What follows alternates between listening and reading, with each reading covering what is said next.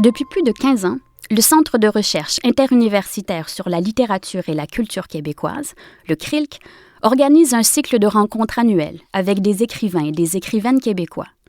Ces rencontres sont animées par des chercheurs en littérature, aussi bien jeunes que plus aguerris, ce qui permet de mettre en dialogue les textes, les auteurs et les savoirs. Cette saison, les rencontres d'écrivains et d'écrivaines du CRILC portent sur la bande dessinée, un genre qui a pris un essor fulgurant au Québec dans les 20 dernières années.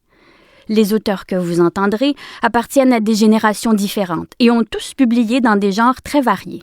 La bande dessinée féministe, l'album narratif historique ou encore le journal intime graphique. Nous avons le plaisir d'accueillir aujourd'hui le BDiste Samuel Quentin. Bien connu pour son humour décalé et grinçant, que l'on retrouve entre autres dans l'album Ville et misérable, Samuel Quentin a récemment fait paraître la deuxième partie de son très attendu White Horse, une comédie romantique noire dont la première partie lui a valu en 2015 le prix BDLIS de la meilleure bande dessinée au Québec. Pour s'entretenir avec lui, nous avons invité Gabriel Tremblay-Godette, qui est chercheur en littérature, plus particulièrement en sémiologie, et qui s'intéresse depuis longtemps à la bande dessinée. Ses travaux portent sur les rapports texte-image et il est également directeur de la collection Pop en stock aux éditions de ta mère.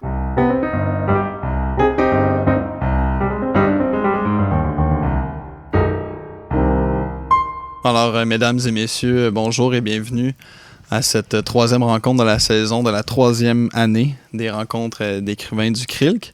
Et j'aurai le plaisir d'animer cette rencontre avec Samuel Quentin, BDiste donc depuis une dizaine d'années. Ouais, quasiment 10 ans, ouais.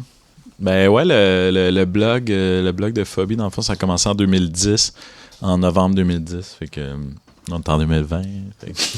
Donc, presque 10 ans. La première question que j'aurais pour toi, c'est, en fait, bon, on le voit dans tes œuvres que tu as une passion pour la littérature et pour le cinéma. On décrit souvent la bande dessinée comme une espèce d'enfant bâtard de ces deux médias, ce que je trouve un peu réducteur, mais il y a quand même un peu la possibilité de combiner le mot et l'image. Est-ce que c'est pour ça que tu es allé vers cet art-là ou c'est peut-être ton intérêt pour le dessin plutôt qui t'a porté vers ça? Ouais, c'est tout ça, en fait. J'ai toujours lu de la BD, j'ai toujours fait un peu des BD depuis que je suis jeune, mais quand j'étais jeune adulte, j'avais étudié comme en littérature puis en cinéma. Puis avant de réaliser, ben pas avant de réaliser, mais genre je dessinais tout le temps dans mes cahiers, un peu comme pendant les cours, des affaires comme ça. Puis à un moment donné, le flash, c'est juste une affaire pour Phobie des moments seuls. Mettons mon blog, c'était comme un truc qui se passait dans l'espace avec des astronautes, puis là, c'était comme des entrées de journal, puis c'était des affaires que je faisais dans mes cahiers, mais juste pour le fun, puis c'était comme random, tu sais, c'était comme jour 410, le commandant fait quelque chose de farfelu. Puis c'était tout le temps des affaires de même, puis on me dit, j'étais comme, ça ferait une bonne entrée, ça serait bon un blog, avec que c'est une série d'entrées, tu sais, je trouvais que ça fitait avec j'aurais pas eu une idée pour quelque chose de narratif, là, mais j'aimais le fait que c'était des entrées puis que j'ai posté à chaque jour puis t'aurais accès au journal de cet astronaute-là. Fait que ça a commencé comme ça. Puis là, après, une fois que... Mais c'est sûr que dans ma tête, je voulais le publier parce que j'avais toujours voulu publier un livre ou faire un film ou whatever. Peu importe la forme, je voulais faire ça. Mais après, j'ai vraiment eu le flash une fois que c'est sorti en livre, que Luc Bossé de chez Papa il a comme vu le blog après 2 mois. T'sais, au début, j'étais super assidu. Je m'étais fait comme 30 entrées en backup. Puis j'en postais vraiment chaque jour. Fait qu'aprée 2 mois, il y avait quand même il y avait quand même beaucoup de stock déjà. Puis il m'a comme contacté pour qu'on fasse un livre.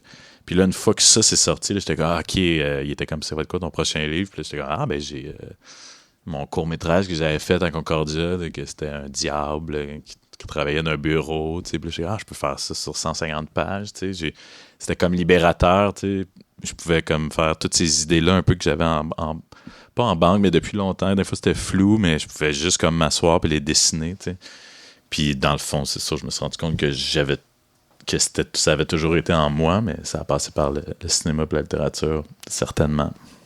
Puis ton premier livre, il y a un format un peu inhabituel ou qu'on voit moins souvent en bande dessinée parce qu'il y a comme des pavés de texte, il y a des illustrations qui l'accompagnent. Mm-hmm. Puis il est inexistant aussi. Ouais, c'est ça. En fait, malheureusement, pour les gens dans la salle, on peut pas vous montrer un exemplaire. Il est out of print en ce moment. Mais excuse-moi, continue. Ça va. Mais donc, tu as travaillé avec ce format-là, donc parce que comme tu disais, là, tes carnets se prêtaient bien, puis ensuite le blog, c'est un espace qui n'était pas contraignant. Mais et là, c'est Luc qui est venu te voir donc pour te proposer d'en faire un livre, mais est-ce que tu aurais envisagé de contacter des éditeurs en leur disant j'aimerais bien publier ça?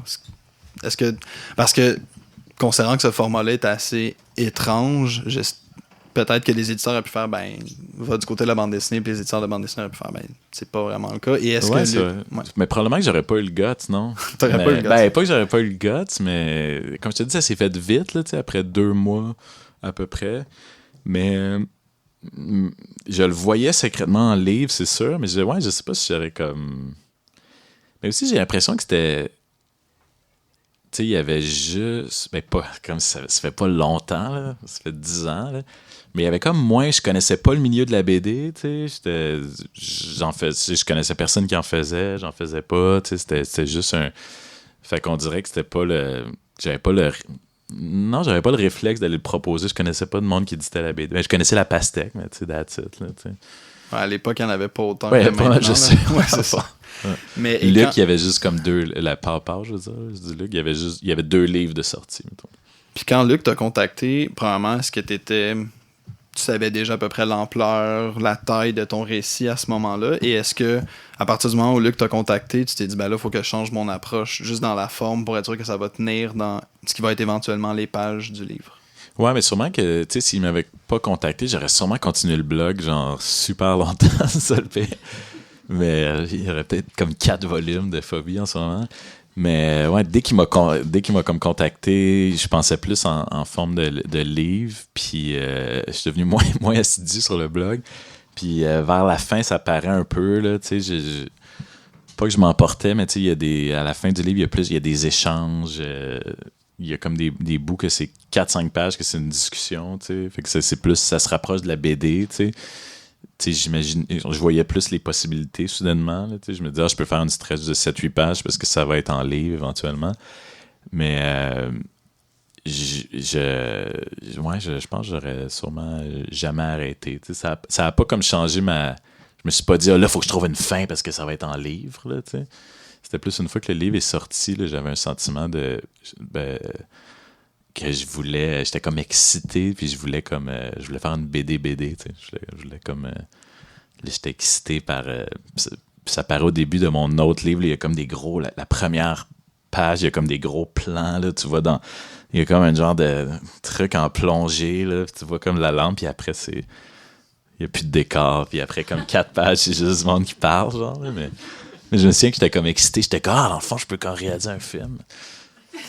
Puis est-ce que, c'est intéressant que tu dises, il y en aurait 4 volumes, là, tu l'as publié, tu t'es tourné vers tes autres projets, mais est-ce que les personnages restent encore un peu en toi, puis des fois, ils viennent dire, ah oui, si je continue la série, comme, il pourrait se passer telle chose? Ouais, mais je veux faire une suite, en fait. Okay. Puis j'ai failli le faire l'été passé, puis ça n'a pas donné, mais je veux absolument faire une suite, parce que ça a comme fini sec, puis je sais pas, il y a du monde qui m'en parle des fois, mais pas que c'est attendu ou quoi que ce soit, là, mais genre... Non, mais à chaque fois que quelqu'un m'en parle, je suis comme, ouais, je pourrais faire ça. Mais c'est surtout que, tu sais, c'est la première affaire que j'ai faite, puis on dirait que maintenant, je suis comme, je suis meilleur, juste d'un point de vue technique, tu sais, d'un point de vue... ça me prend, tu sais, comme genre, j'étais, j'en reviens pas, je faisais ça de même, tu sais, là, comme j'ai juste l'impression que je pourrais vraiment, comme, amener ça ailleurs, tu sais. Puis si tu retournais dans l'univers de Phobie des moments seuls, est-ce que tu reprendrais ce format-là, vraiment très relâché, qui est pas mise en page et cases de bande dessinée, ou est-ce que tu prolongerais en format bande dessinée cette fois? Je pense que je le garderais comme ça, ouais, juste parce que c'est ça.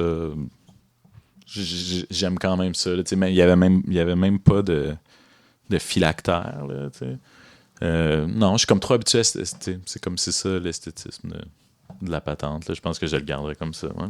OK. Donc là, après Phobie des moments seuls, quand tu arrives à Ville et Misérables, tu dis là, ça va être une bande dessinée là, en bonne et due forme. En gros, là, utiliser une mise en page, des phylactères et tout ça.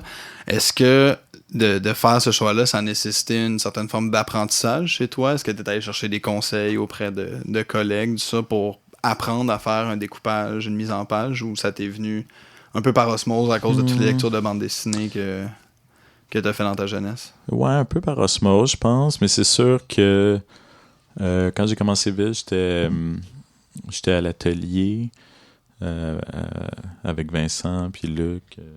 On en parlait tantôt. Ouais, c'est ça, donc désolé. Mais fait que c'est sûr que là, je côtoyais plus de BDistes, mais non, je me souviens pas d'avoir peut-être plus dans la technique de travail, là, tu sais, là, je me souviens, Luc m'avait acheté une table lumineuse.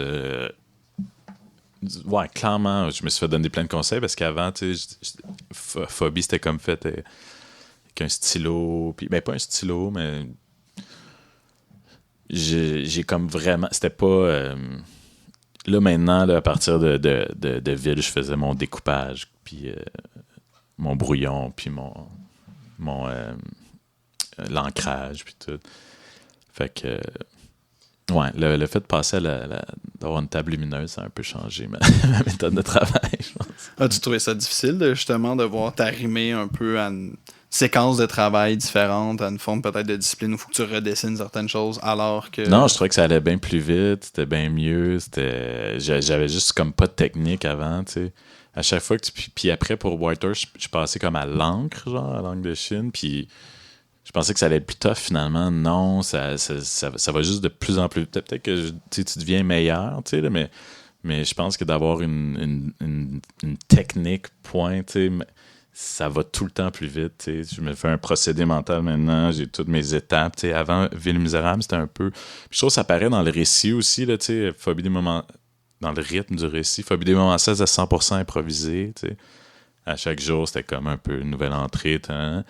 Ville, c'était comme improvisé aux 15 pages à peu près, genre. C'était comme j'écrivais 15 pages, puis là, je faisais tout le petit processus de découpage, brouillon crayonné, ancrage, mais en shot de 15 pages, je sais pas pourquoi. Là, je voulais comme voir la satisfaction de...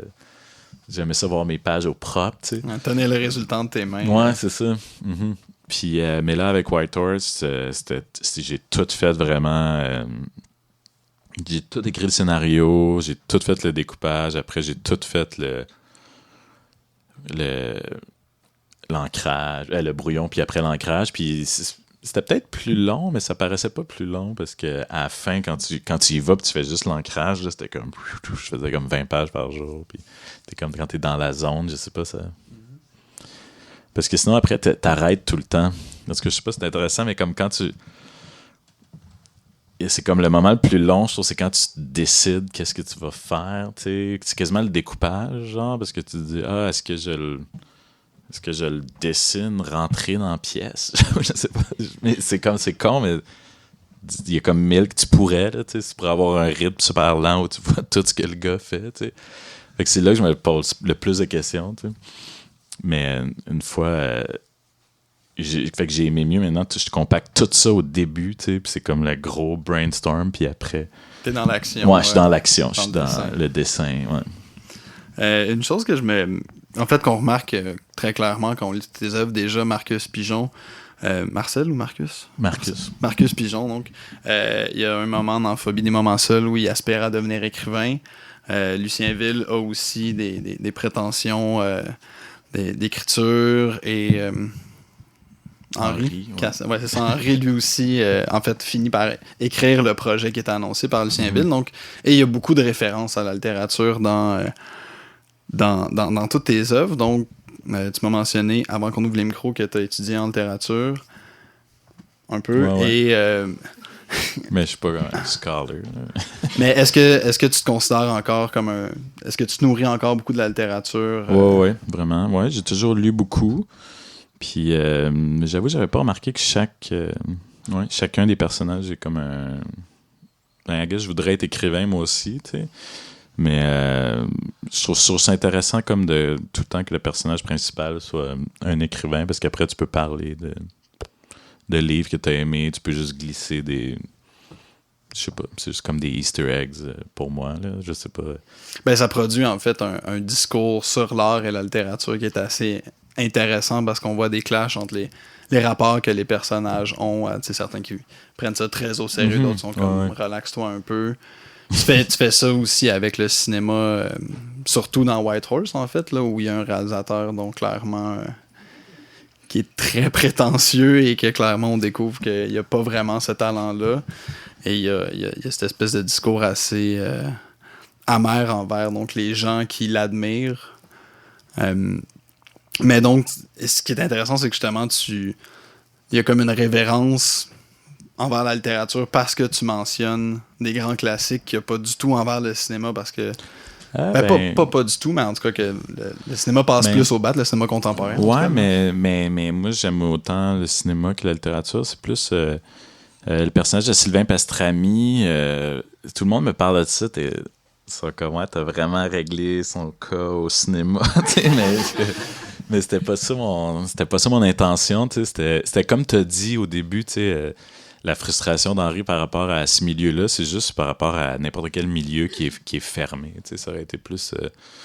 ça aurait été sûrement encore plus risible et ridicule, mettons, si c'était comme dans de la pub ou quelque chose. Je sais pas, en musique, ça peut être dans n'importe quoi. Ça aurait pu être un... Je suis sûr que comme 15 joueurs d'échecs dans le même party sont insupportables. En fait, c'est sûr, mais c'était plus l'idée, mettons, du party dans le milieu de cinéma, c'est...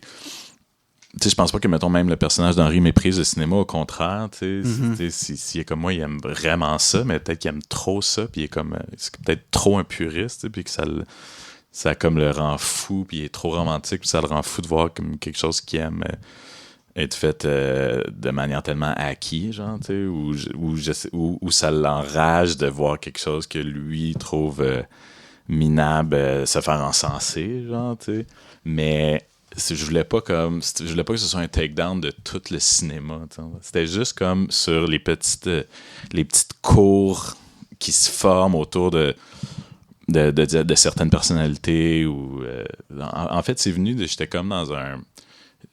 l'idée pour Sylvain Pastrami, j'étais dans un bar à un moment donné, puis c'est quelqu'un que je connais pas pantoute, là, c'est même pas un cinéaste connu, mais c'était juste comme il y avait un gars qui était assis à côté, puis il y avait comme genre 12 filles autour de lui. Je sais pas. Puis il ressemblait pareil, il était pareil à Sylvain Pastrami. Il avait genre super deep, ça fait comme 10 ans de tout. Hein. Il avait un super deep V-neck, puis il avait le man puis tout, puis plein de colliers, puis tout. Puis clairement, il revenait de tourner un court-métrage, puis toute sa crew, c'était juste des filles. Puis il était, je sais pas, il parlait, puis tout le monde était comme... You got it, son. Je sais pas, tout le monde était comme vraiment têteux, puis moi, j'étais à côté, j'étais comme, voyons. C'est comme je disais à ma blonde, c'est-tu moi ou c'est un focus, ce gars-là? T'sais? Je le connais pas, mais ça m'a comme ruiné ma soirée un peu. Puis c'était plus pas sur les réalisateurs, c'était sur le monde de même. Ben, moi, en fait, ce que j'ai plus ressenti en le lisant, c'était clairement ça. C'était pas, tu t'en prenais pas au cinéma en tant que tel, mais plus à la cour d'admirateurs autour, parce que lui-même, en fait, Pastrami, tu le découvres plus dans le deuxième tome, que lui-même, il a l'air d'être un peu conscient qu'il fait du grand n'importe quoi. Mm-hmm. Puis le problème vient plus du fait que les gens osent pas s'avouer. T'sais, sa cour d'admirateurs sont juste tellement contents d'être en présence de l'artiste génial que peu importe ce qu'il va dire, on dit c'est deep en cette affaire-là, alors que des fois tu fais juste n'importe quoi, puis derrière il y a... Ouais, mais je trouve que c'est plus facile maintenant de prétendre être cool que de l'être vraiment, parce que c'est je sais pas, c'est c'est facile de dire les bonnes choses pour... je dis maintenant, sûrement, il y a tout le temps eu des imposteurs comme Sylvain Pastrami, sûrement. J'ai remarqué de quoi dernièrement. Ben ouais, c'était plus ça, la frustration était vraiment plus là. Ouais. Ben, frustration. Quelque chose que j'avais envie de rire de ça. En fait, tu as mentionné tantôt, c'était intéressant, de l'ouverture de Ville des Misérables, où là, c'était comme, waouh, maintenant je fais de la bande dessinée, fait que là, je vais me garrocher dans des décors. Et là, j'ai dit ça, mais c'est pas si hot que ça. Ben, en fait, c'est assez frappant quand on ouvre l'album, que là, comme tu rentres dans plus de plein pied dans la bande dessinée, c'est comme si dit, ben là, il va y avoir au moins un cadre à mes images, donc il faut que je les remplisse.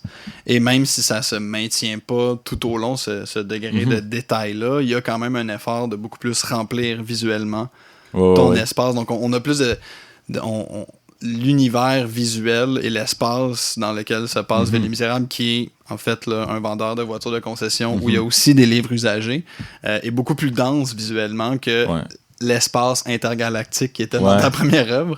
Qui était juste des fonds blancs. Puis des... Ouais, mais je me souviens qu'au début de Ville, tu sais, je m'étais vraiment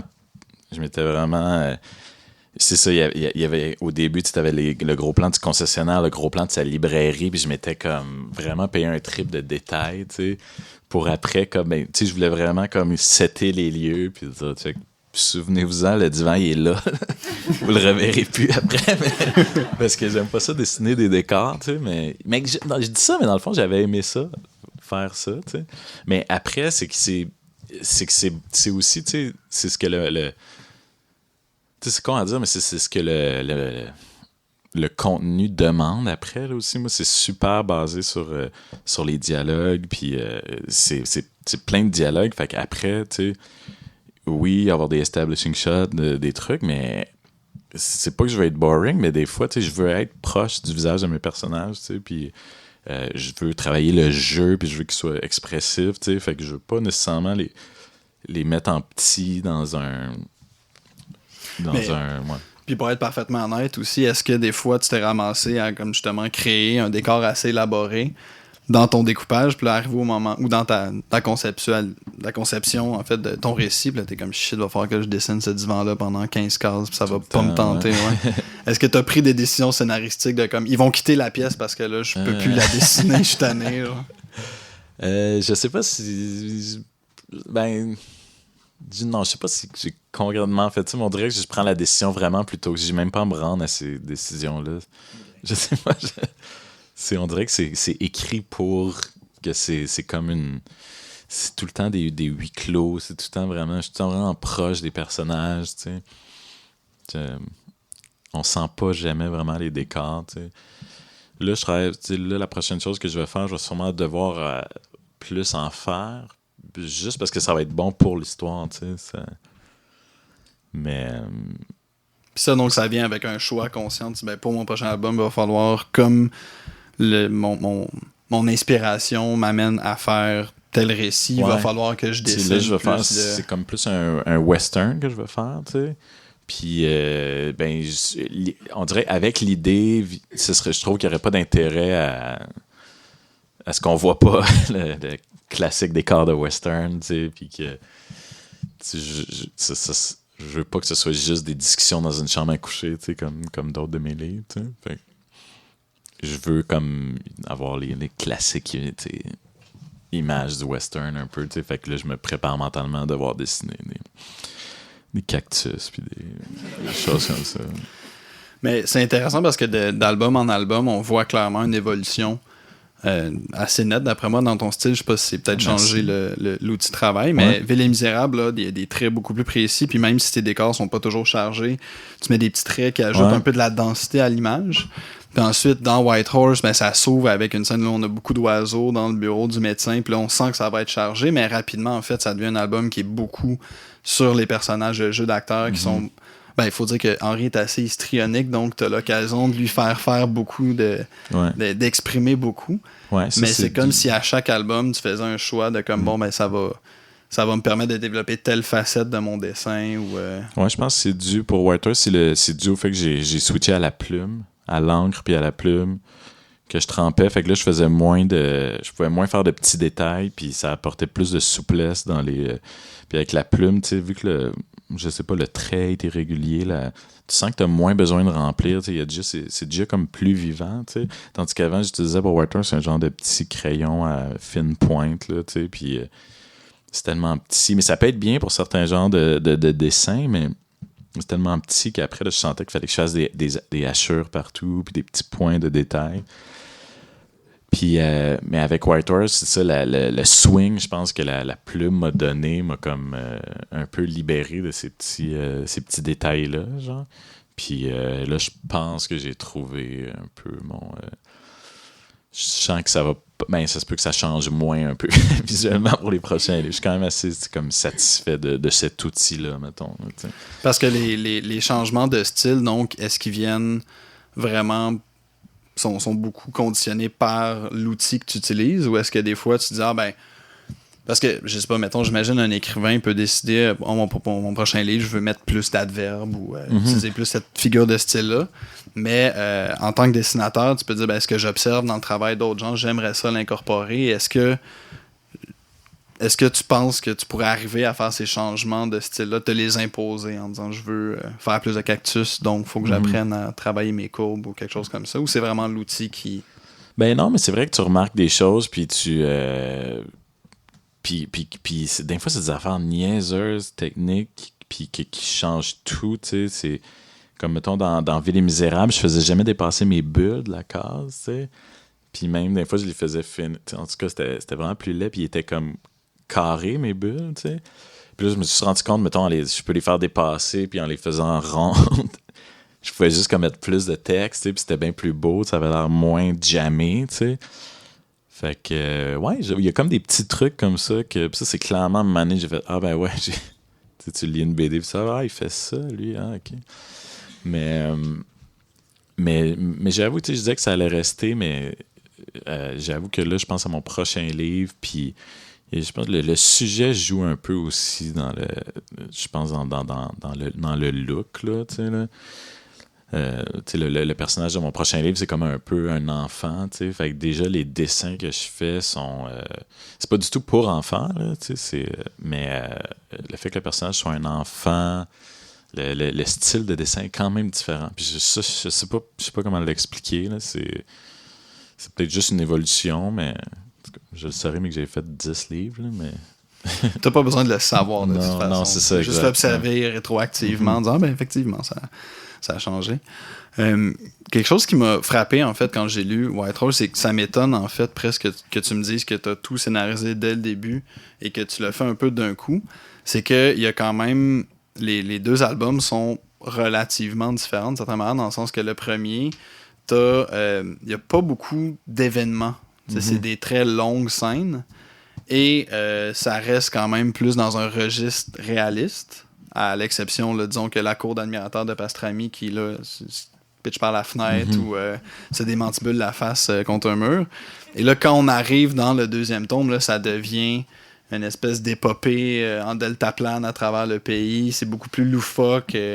On quitte un peu le registre réaliste. Donc, c'est vraiment un clivage là, qui est assez frappant, disons, là, d'un point de vue du lecteur. Mais toi, quand tu as conçu ton œuvre, est-ce que tu t'es dit dès le départ, il va y avoir 2 parties, ou est-ce que t'es arrivé avec un projet de 500 pages à Luc qui t'a dit, les nerfs, on va le faire en 2 albums?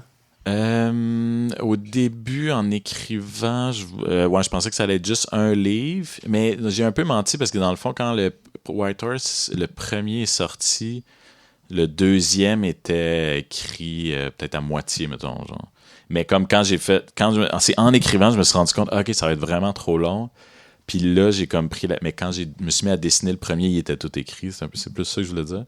Mais je me suis rendu compte que ce serait vraiment trop long. J'ai comme pris la décision que le deuxième se passerait à White Horse. Parce que, tu sais, ça commence, il parle à sa blonde sur le trottoir. Puis finalement, ça dure comme 45 pages. Puis j'étais comme... Tu sais, comment je pitchais l'idée, tu sais, à mon éditeur au début, tu sais, c'était comme... là, sa blonde le laisse au début du livre, puis là, après, lui et son ami, ils s'en vont à White Horse pour la reconquérir. Fait que c'est comme un road movie, genre. C'est eux qui vont à White Horse tout le long, tu sais. Puis finalement, tu sais, c'était zéro ça, puis j'avais envie de rester à Montréal, tu sais, parce que, tu sais, je suivais un peu... ma muse. Puis, non, mais tu sais, je suivais le filon, tu sais, puis ce beat-là des longues scènes. Fait que là, je me suis dit, OK, ben, je vais faire, dans le fond, que le premier, ils vont pas du tout à White Horse, puis ça va être dans le 2, tu sais. Puis ça va être un peu comme, le premier, c'est comme Objectif Lune, puis là, le deuxième, ça va être On a marché sur la Lune, genre. Fait qu'il va y avoir plus de péripéties dans le deuxième. Ça va être un spoof de BD d'aventure, tu sais. Il va y avoir une filature... le petit Sébastien va les suivre, il va y arriver des malchances. T'sais. Fait que je sais pas pourquoi je me suis mis sur le mode que le deuxième allait être plus comme une BD, t'sais. Mais Mais en même temps, j'avais aucun contrôle, tu sais, parce que moi aussi, en réalisant après, j'étais comme, c'est vrai que c'est différent. Mais dans ma tête, c'est un tout. Mais il y a beaucoup de monde qui m'ont dit ça, qui m'ont dit, wow, c'est vraiment comme. Puis des fois, il y en a qui ont vraiment moins aimé le 2. D'autres qui l'ont plus aimé. Mais j'avais pas vraiment, à part le moment où j'ai pris cette décision-là, tu sais, c'est vraiment difficile, je trouve, d'aller comme, de retourner pour voir quand telle idée est devenue telle chose, tu sais, comme, parce que tout le monde me pose souvent des questions, mettons, sur Ville et Misérable. Tu sais, ils sont comme, c'est vraiment fucké comme idée, tu sais. Je suis comme, ouais, j'avoue, mais pas quand t'as l'idée sur 3 ans, tu sais, genre, que petit à petit, au début, t'es comme, je veux vraiment faire un livre avec un diable dans un bureau. Mais là, ou un gars, au début, c'était juste un gars habillé en diable, tu sais. Je trouve ça, c'était une belle image, tu sais. Puis là, après, 3 mois plus tard, tu dis, peut-être c'est un vrai diable. Puis là, après, tu dis, peut-être sa librairie est dans un concessionnaire. Mais tu sais, avant même d'écrire, tu sais, tu y as pensé pendant 2 ans, peut-être, là, tu sais, sans le savoir, là. Mais c'est en fait la question du rythme entre les deux qui, moi, m'a vraiment plus frappé à la lecture, là, que dans le premier, c'est comme tu passes vraiment beaucoup de temps à comme établir les personnages, beaucoup de longs dialogues, et donc des scènes qui, en fait, en deviennent encore plus drôles parce que t'aurais pu boucler ça en 5 pages, mais au contraire, ça s'étire, puis ça se rallonge.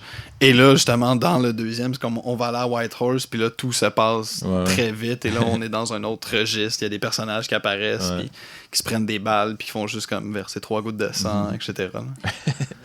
Puis ça, donc, mais ce pivot-là de dire ça va devenir vraiment plus rocambolesque et loufoque, est-ce que ça a été une décision consciente? C'est vraiment juste... Okay. Ouais, c'est ça. Je voulais que ça vire plus...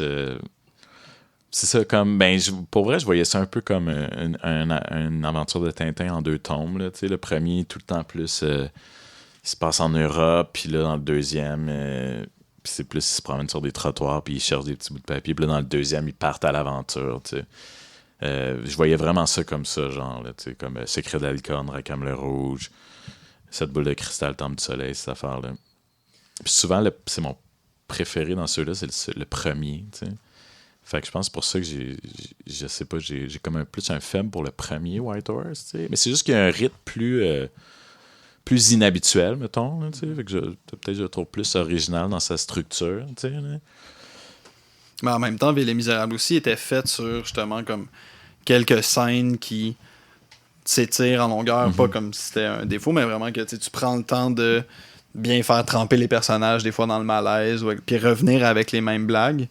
Et donc là, parce que dans le fond, dans Ville et Misérable, il se passe pas tant de choses que ça non plus, si on considère la longueur de l'album. Fait que c'est plus, moi, arrivé à Whitehorse que j'ai fait, ok, soudainement, c'est comme si tu t'es dit, je veux pas que ce soit une trilogie, fait que là, je vais tout pacter dans ce deuxième tome-là.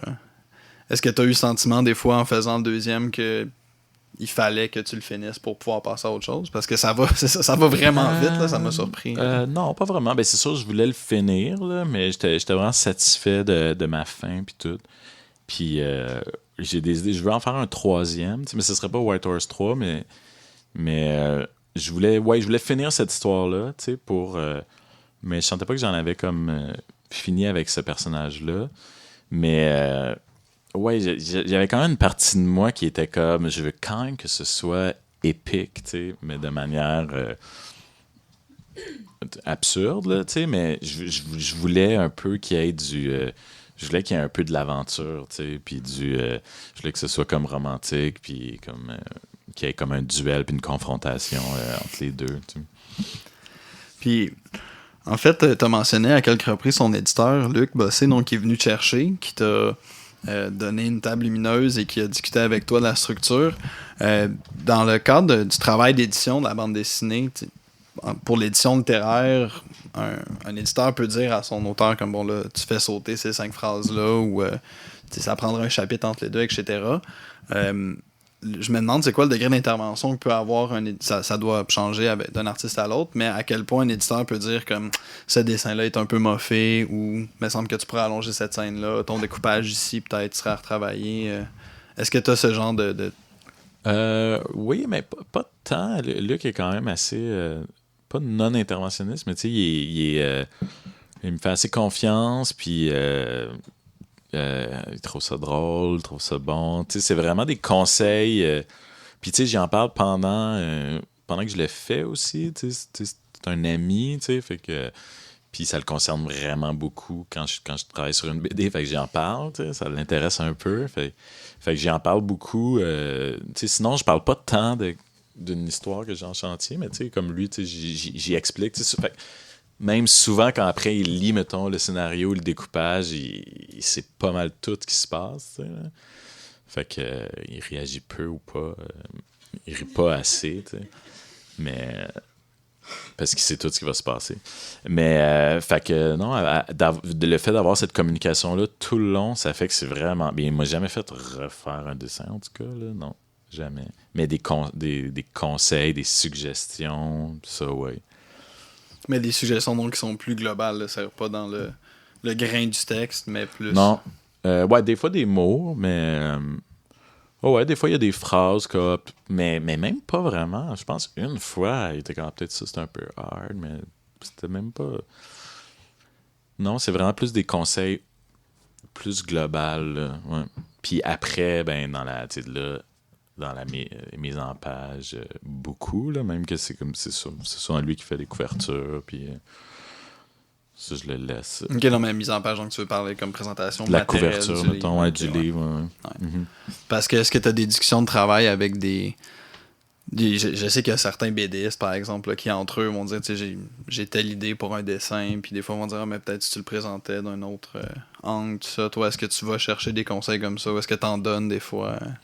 Non, pas pour le dessin. Je me trouve bon en dessin, mais pas assez pour donner des conseils. Mais puis assez bon pour ne pas en prendre des conseils. Non? Ouais, non, mais...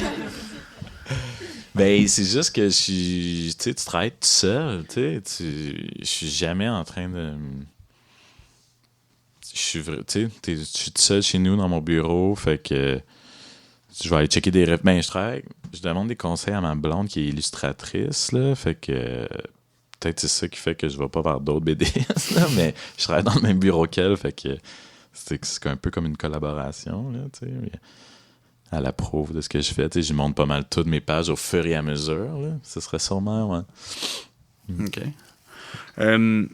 Quelque chose qu'on t'a sûrement déjà fait remarquer à de nombreuses reprises, c'est que tes personnages principaux ou les personnages assez pivots dans tes œuvres sont assez antipathiques.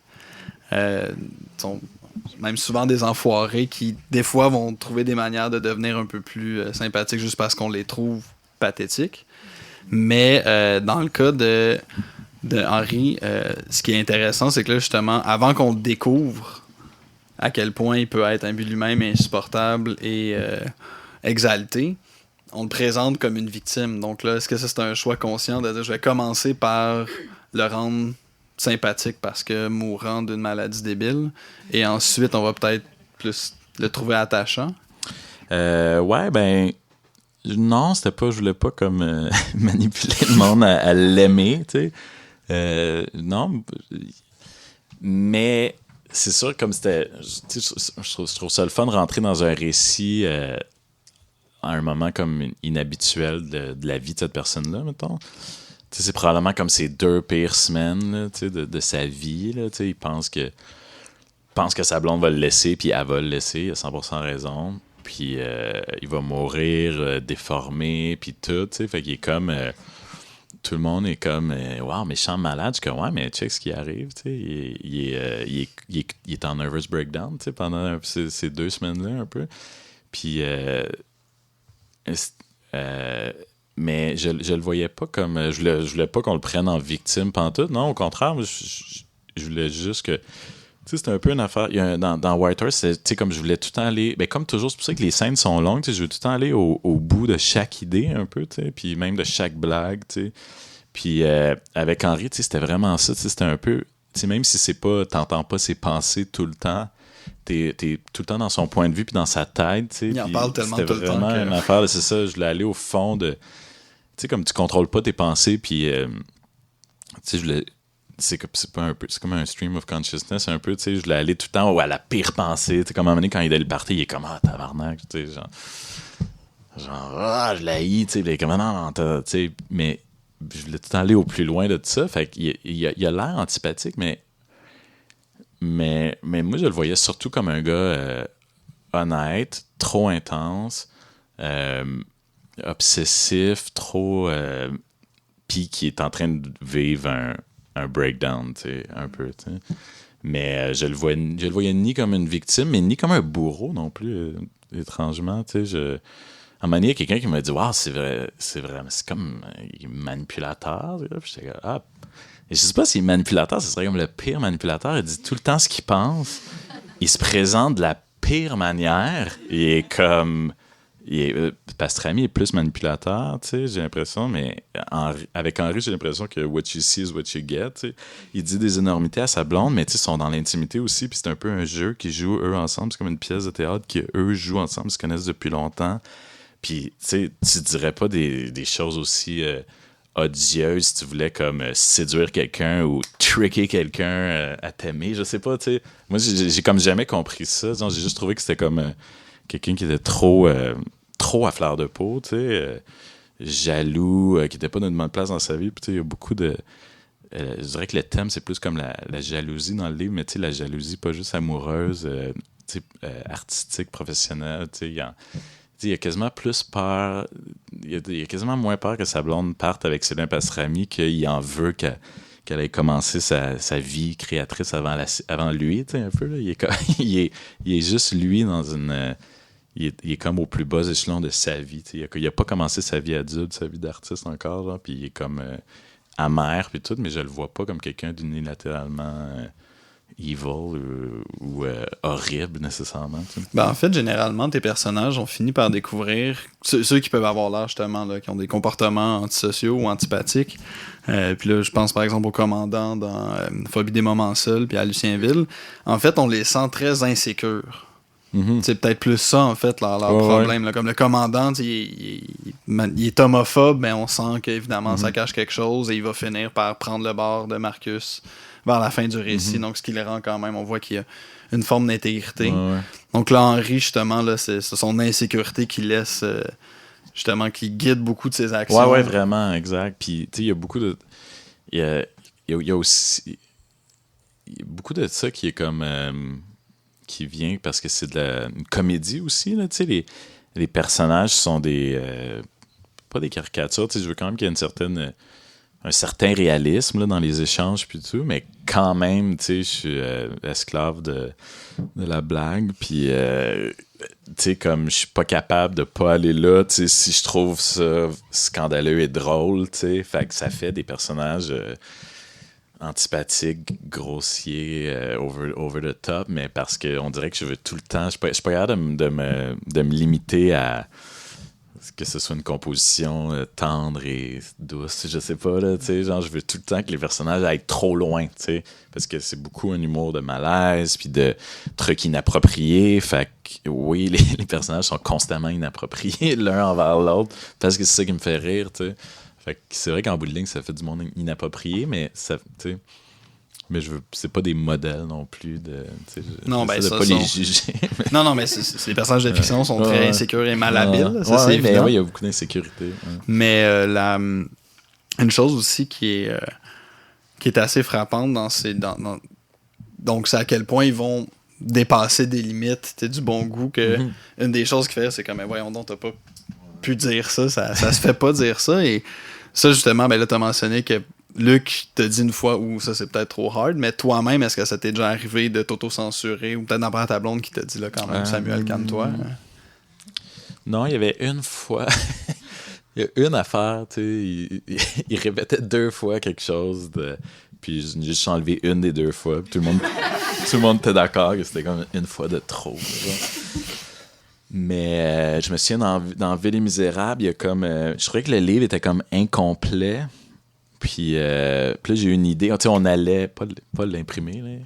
J'étais comme, arrêtez les presses. Mais il était comme, il était fini, puis tout. Puis j'étais comme, on sent qu'il me manque de quoi. Puis là, j'ai eu une idée. J'ai fait comme, il y a une scène de rêve, genre, vraiment comme indécente, là. Puis là, j'ai eu cette idée-là. J'ai dit, c'est ça que ça me manque, tu sais. Puis là, je me souviens, j'avais fait ça pendant une fin de semaine. Je me souviens, j'étais extérieur, j'étais comme, I got it. Genre, j'ai la séquence qui va boucler le tout. Puis que ça va être tout le monde va être comme... Tout le monde va avoir la gueule à terre, ça va être malade, tu sais. Puis comme là, j'ai envoyé, puis il était comme, OK, là, on va là, tu sais. Puis c'était comme, c'est super graphique, puis violent, puis bizarre. Mais j'aurais trouvé le livre pas aussi cool s'il n'y avait pas eu ça dedans, tu sais. J'aurais trouvé que j'étais pas allé... je sais pas, j'aurais trouvé ça trop sage, je sais pas, tu sais. Je sais pas comment l'expliquer, je sentais que j'avais besoin de tout ça. Puis maintenant, c'est tout le temps... À chaque fois que quelqu'un ouvre le livre, il tombe là-dessus. Dans les salons du livre, les enfants, c'est tout le temps comme la séquence. C'est comme la seule séquence qui est comme en noir, là. Tout est... Puis c'est ça. Mais c'est le moment, mais il était comme... Mais c'était le seul moment où il était comme, ah, OK, on va là, on va aller là. Puis j'étais comme, ouais, je veux. C'est le seul moment où il était pas sûr. Puis finalement... J'avais 100% raison. Non, je sais. Quelque chose que j'ai remarqué aussi qui est assez frappant dans Whitehorse, c'est que c'est pas un reproche que je te fais, là, mais jusqu'à cet album-là, les personnages féminins avaient des rôles plus effacés, plus distants, peut-être plus de faire valoir. Et là, avec...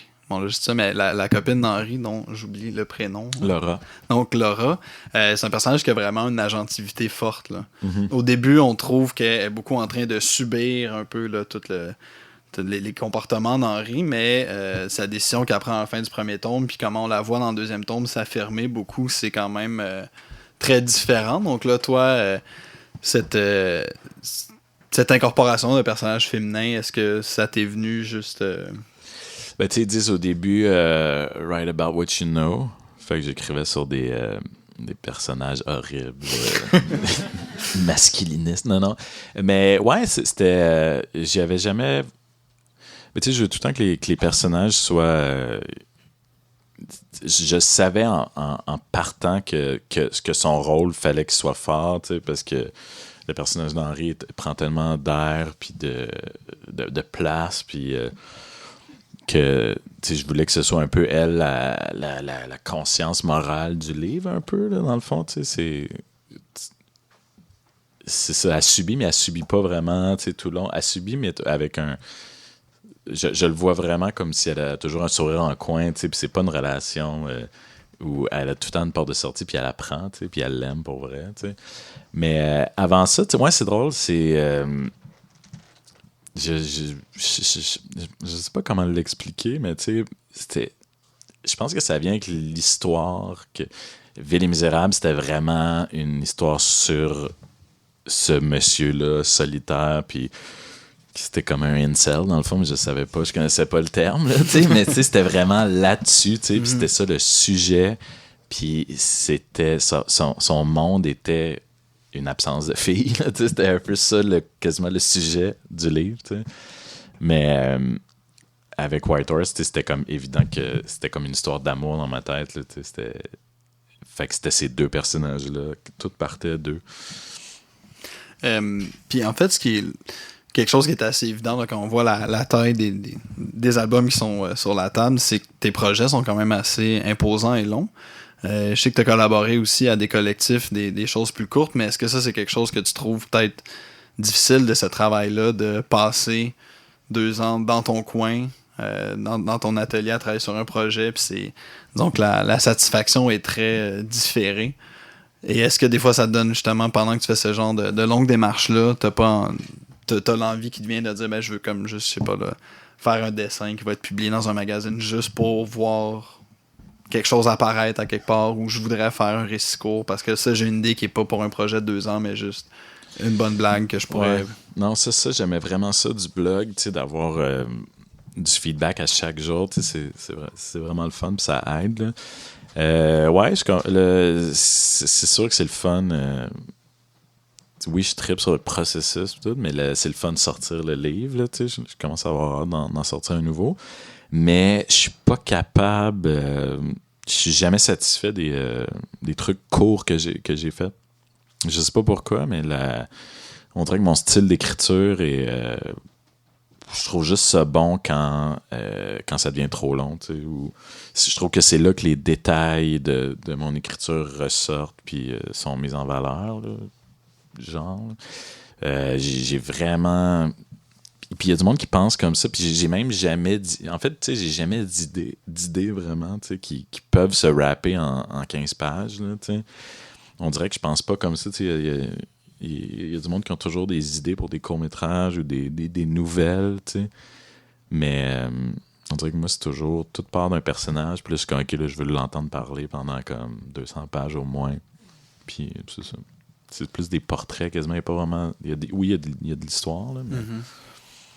Puis là, tu as commencé à avoir en parallèle de ton travail dans la bande dessinée une activité de scénariste aussi. Je sais pas si tu fais t'as réalisé ce projet-là aussi. Non. Non, je suis non, scénariste pour l'instant. Ouais. J'ai fait une web-série. J'ai écrit une web-série, puis un court-métrage. Puis là, je travaille sur un projet de série. Mais qui n'a rien d'officiel, là, mais j'aime vraiment ça écrire, fait que j'aime ça faire les deux en parallèle, là, parce que c'est long dessiné, mais en même temps, quand en BD, j'ai comme une liberté comme incroyable, là, qui c'est faisable en film aussi, là, mais en tout cas, pour l'instant, moi, dans ma situation, je me vois pas avoir autant de liberté qu'en BD, fait que je veux faire les deux. C'est satisfaisant de faire les deux, mais je veux faire les deux en parallèle. Puis maintenant, justement, disons maintenant que ça fait partie de ton éventail d'activités, que c'est une possibilité réelle, la scénarisation, quand tu as des idées qui te viennent comme ça, est-ce que tu as des moments d'hésitation de te dire, est-ce que, ça, dans le fond, est-ce que je le ferais plus en format filmique ou en bande dessinée, ou est-ce que dès que l'idée te vient, t'es comme, c'est clair que ça va être... Il y a un média qui va mieux se prêter que l'autre. Ouais, on dirait que c'est tout le temps évident. C'est comme la web-série que j'avais faite, c'était comme un magicien, un peu style à Alain Choquette. Puis, c'est pas impressionnant en dessin, juste comme quelqu'un qui fait apparaître quelque chose. C'est juste, l'autre case, là, la chose est là. T'sais. Mais, fait que je savais pas comment dessiner des tours de magie. Je le voyais pas visuellement en dessin. Fait que, on dirait que ça se... Puis c'est tout le temps, on dirait que tout le temps les idées que j'ai pour qui vont être jouées en prise de vue réelle, mettons, il y a tout le temps à date, en tout cas, il y a tout le temps un twist que je me dis, non, ça marcherait pas en BD, tu sais. Comme là, je travaille dans quelque chose qui se passe un peu dans le milieu du travail communautaire, du théâtre communautaire, genre. Puis tu sais, je me dis, c'est dur de faire comme du bad acting en BD, tu sais, genre, tu sais, il y a vraiment de quoi, il y a tout le temps une raison pourquoi, je trouve, à date, là, tu sais. Mais la raison, elle vient plus de... Je serais pas capable de faire ça en bande dessinée.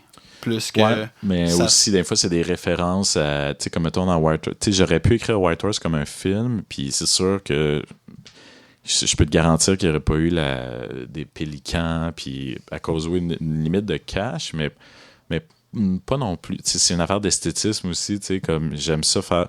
C'est clin d'œil. Tu sais, j'aurais pas trouvé ça aussi intéressant à faire un clin d'œil à Tintin, mettons, dans un film que dans une BD. Tu sais. Je sais pas où là, il y a les deux livres, puis je sais pas.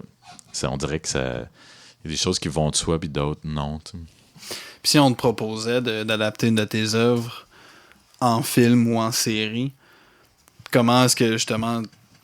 Par exemple, Ville et Misérable, peut-être tu dirais, moi je l'ai faite comme une bande dessinée, puis ça doit rester une bande dessinée, ou est-ce que t'as pas ça pourrait être comme, signez-moi un chèque, puis faites ce que vous voulez, puis après ça, moi, je m'en dis ceci. Là, on est en train d'adapter Ville et Misérable en film, mais c'est pas en production, mais on a écrit un réalisateur qui m'a approché, qui s'appelle Jean-François Leblanc, puis là, ça fait une couple d'années qu'on travaille sur le scénario. On a pas mal fini, là, on a fait plusieurs versions de scénario, puis on va déposer en production, mais moi, je l'ai coécrit avec lui, le scénario, mais c'était comme évident que t'sais, on allait s'éloigner un peu de la BD, puis c'était le fun de le faire, en fait. Là.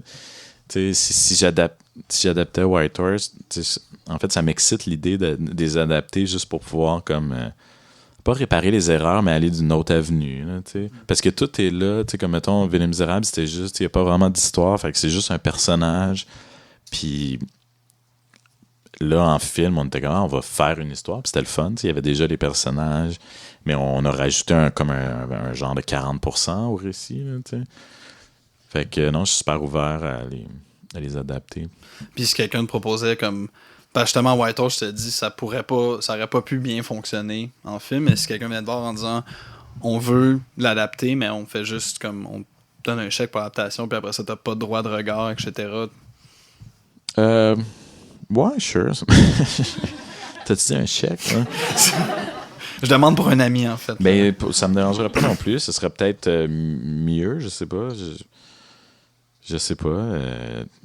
Je l'ai jamais fait. À date, je travaille sur l'adaptation de Ville et Misérable, puis j'aime ça, tu sais. Mais je me dis peut-être si j'étais pas là, il prendrait plus de liberté. Je sais pas, tu sais. Je serais curieux de le voir. Je serais curieux de voir ça un jour, là, puis d'être amèrement déçu, assurément. Non, mais... non, ça... Puis, peut-être dernière question, sur là, donc, tu travailles en bande dessinée, tu fais du dessin, tu vas vers le film, mais dans Whitehorse, on a les premières pages d'un possible roman, d'un possible livre. Est-ce que ça t'arrive des fois de dire, ben là, j'ai envie d'écrire quelque chose, j'ai pas envie d'aller dessiner derrière, puis j'ai pas envie non plus d'être contraint au processus de scénarisation. Après ça, il faut trouver du financement, puis il va y avoir un tournage, puis il y a plein de choses qui m'intéressent pas. Donc, est-ce que tu as un projet où tu as eu des idées pour des projets strictement littéraires? Oui, j'en ai plusieurs, mais pas que je trouve assez bons à date, là. J'avais fait plusieurs tentatives de romans quand j'étais plus jeune, puis je suis vraiment content qu'ils soient pas sortis, parce que c'était vraiment... j'ai juste trouvé que rapidement en BD, j'étais meilleur qu'en prose, tu sais. Je pense que j'essayais trop en prose, mais tu sais, je veux quand même le faire un jour, mais je te dirais que ce par quoi je suis comme obsédé en ce moment, ce serait que je vais écrire une pièce de théâtre. Mais c'est un peu comme un scénario, dans le fond, mais c'est différent, puis je trouve que ça s'adapte...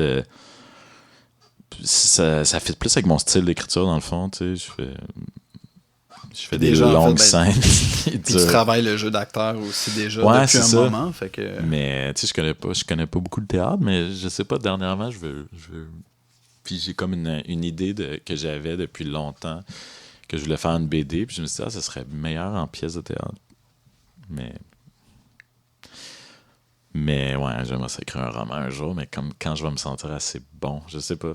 Je suis comme plus critique envers moi-même, je me trouve plus poseux quand je me lis on dirait que je me vois essayer là, de mettre du style, puis comme ça m'écoeure un peu, mais tandis que je peux relire des affaires que j'ai faites en BD il y a 6 ans, puis je suis comme, c'était cool, mais quelque chose que j'ai fait en prose il y a 2 mois, je suis comme, check, là. En tout cas. Bon, mais sur ces paroles d'humilité, j'imagine. Je vais mettre fin donc, à la portion où c'est moi qui te pose des questions. Merci beaucoup à tout le monde. Je vais juste annoncer que la dernière rencontre de la série, la rencontre du Krill, va avoir lieu le 27 avril 2020 avec Julie Delporte, et ça va être animé par Tara Charland. Donc, merci pour votre attention. Ouais, c'est ça. Merci d'avoir écouté cet entretien entre le BDiste Samuel Quentin et le chercheur en littérature Gabriel Tremblay-Godette. Un entretien qui s'est tenu à la librairie Le Port de Tête à Montréal. Pour découvrir d'autres auteurs, retrouvez tous les épisodes des rencontres d'écrivains et d'écrivaines du CRILC sur votre application balado préférée.